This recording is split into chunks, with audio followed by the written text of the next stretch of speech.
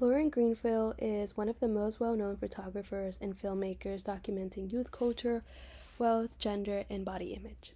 With a background in visual anthropology, she uses the camera as both a mirror and microscope to show us how people shape and are shaped by cultures around them.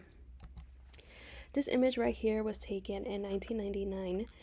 This photograph shows two teenage girls dressing in a dressing room, one lifting her shirt, the other one watching. The lighting is very harsh, fluorescent. The framing feels very tight and unfiltered. It's almost like we're witnessing a private moment. However, it is not staged, it's just paused. What strikes me the most is like the mix of confidence and vulnerability that you see in these girls. You can see how girlhood just becomes performative, where identity is rehearsed through the mirror and the gaze of the peers. This image pushes us to question how early beauty standards and self-worth really begin to take shape. This image here is just three girls getting ready. This image was taken in the 2000s. There's three girls just in an overcrowded bathroom, just curling, applying makeup. The mirror really expands the space, but also doubles the sense of performance. There's an intimacy here, but also repetition. And we've seen all of this like before in her previous work, where the lighting is like warm, it's soft, but the behavior is structured, almost like a routine. It makes you wonder like how grooming becomes social training, like kind of like a rehearsal for the outside world. Greenfield isn't judging them, she's just revealing how deeply embedded these rituals are. This photo was taken in 2016. It's part of her Generation Wealth exhibit. It shows a woman and her daughter who are in a luxury filled home. The mother wears a sweater that says "I'm luxury" while her daughter rides a designer toy pony. The space is bright but cold. There's an eerie stillness to it. Greenfield's lighting is very clean. Her colors are saturated but restrained. To me, this is an image is a statement of on how wealth and self-worth get passed down.